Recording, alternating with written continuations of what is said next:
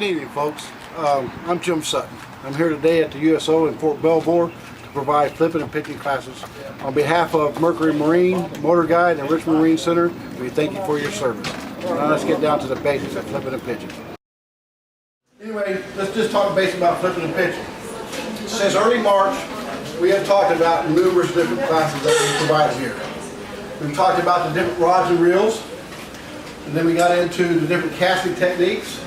Then we had several other anglers come in and talk to you about junk fishing. All right, and also we talked about bait casting. So tonight we're going to talk about flipping and pitching. So what we're trying to do is give you a different arsenal, okay, or a different set of tools, okay, that you can keep in your tackle box or you can keep in your pocket, that when you go out and try to start fishing, you have different alternatives or different styles to present your lure that you'll be using at that given time to the bass, or to the water, to the structure that you're going to fish. So with flipping and pitching, you can do it with two rods, either a spinning reel combination or a bait caster. Now, for the newbies, okay, the newcomers to bass fishing, it's best to start off with the spinning rod. Why? It's like I talked about when we was talking about the different rods and reels. It's the most simplest concept to use, okay?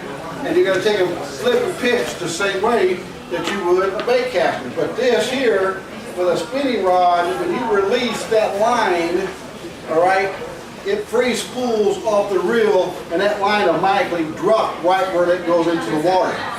With a bait caster, because it doesn't free spool, when you pitch it out there and that bait hits that water, she will come back, or that bait will come back. I say she, and my boat's a she as well. But that bait will come back toward you, okay, depending upon the depth of that water, all right, sometimes 2 to 3 feet to come back at you. So did you really hit your target? So these are things we have to think about when we're flipping and pitching. So don't forget though, you all signed up for FishingCommunity.Org, right? And you all got your login on. But on FishingCommunity.Org, I brought in an article that I took off of bassfishingresource.com and played around with it, modified it, and brought 2 videos into that same article on flipping and pitching. One by Timmy Horton, another by a guy just like myself that talks about it. So if you hadn't had an opportunity to look at that, please look at that, it'll help you out. So first of all, with flipping, all right, flipping is when I'm going to be on the bow of my boat, all right, and I'm going to be relatively close to my structure, okay, or to the object that I'm pitching, or excuse me, flipping to. So let's assume, all right, that it's going to be to this piece right here.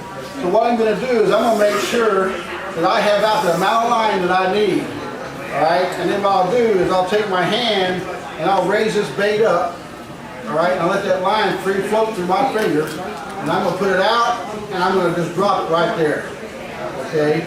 And I'm going to be just like this.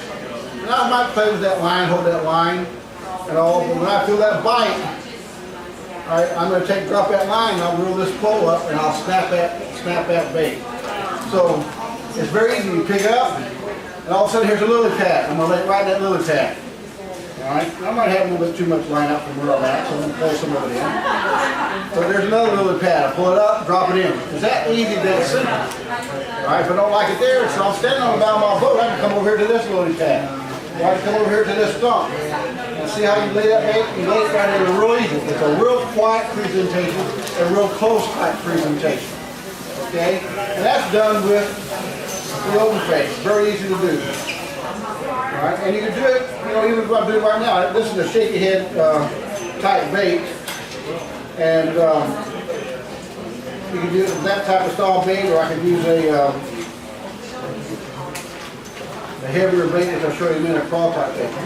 Now with pitching, you gotta watch my ceiling height here. I'm gonna open up the bail. I'm going to do the same thing. For pitching, I can get a deep or a further distance, all right? But you have to practice it more because you want that bait to enter that water as quiet as possible, causing less waves as possible. Because I tell you what, there's a lot of fishing pressure around here today on these waters, all right? And also during this time frame of the year, these bass are during the spawning mode, okay? We're out there chasing the ladies, okay?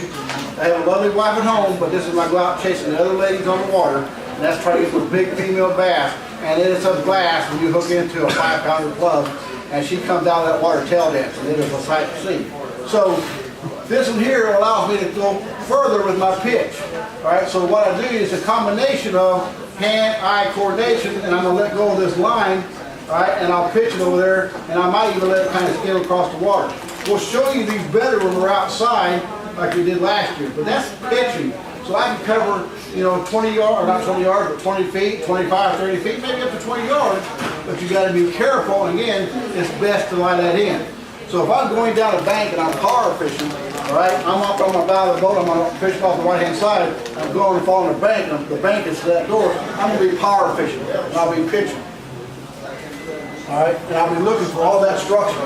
Or if I'm sight fishing, which I very seldom do, I'll be looking for that bed, nice clean spot, all right, or a piece of cover, a piece of grass. That's what you're looking for when you're out there doing this type of technique. So that's with an open face. Now, it is best, all right, because of the cover that you normally fish when you're flipping and pitching, to use a bait caster, all right, and a good medium heavy or heavy type pole.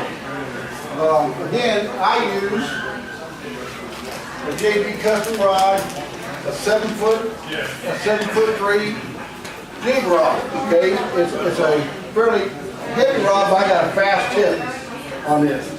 I use a bait casting reel. I typically have 17 to 20 pound fluorocarbons. If I'm in real heavy cover, then I go to braid. But it's the same thing. You got to put it out there and you got to let it flip. But right now, I'm going to do the same thing. I'm going to set my distance,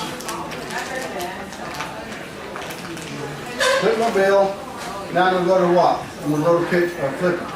I'll lay that bad boy in there, and I'll let her go, and she'll drop down, whatever depth the water is, and I'll and I'll move it around. I might wiggle it some, all right, or I might just totally dead stick it and not move, depending on how that bites. You have to read the fish to determine what those fish are wanting. All right, so I'm going to pick it up again. Don't like that squeeze. I'm going to pick it up again, and I'm going to lay it right here. So the idea is just to lay it in the water nice and easy and let it go. The pitch is the same thing. I don't really have the ceiling height here, but you can lay it in the water and let it go. All right? Now, the ideal about it is, like Tim Horton said in his video, I don't have the ceiling height. But he'll take, and once he's determined, all right, he will not grab it in his hand. He'll just bring it up like this, and he'll flip it out, flip the bill, he'll fish, he'll come back in, bring it up, flip it out.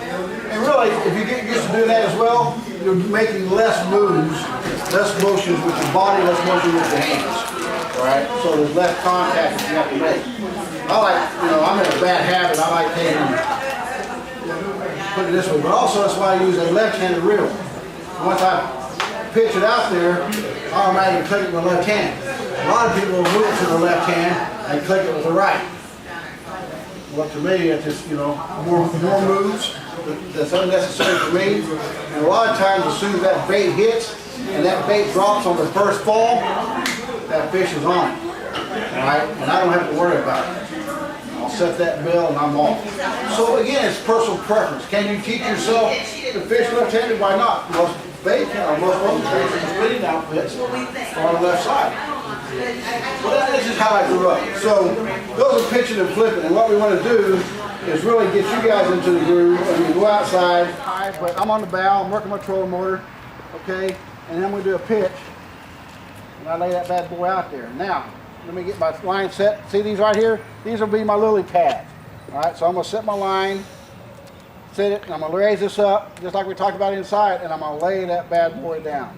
All right, just nice and easy. You just lay it right in there, and you let it shake, right? Don't like it there, I'm going to pick it up, pull out on the string. Okay, I've come right over here. So you can move this and be more accurate wherever you want to go. Now, as you can see, some of these pads are way out there. That's just too far. All right, I'm overextending my reach. I'm close to my gunning rail. You can't fall off. So this is when you want to pitch. So let's say that tree, I'm going to pitch that tree. I'm going to just lay it right there. I don't like that tree, and I'm going to bring it in. I'm going to go out just a little farther to that pine tree. Whoops.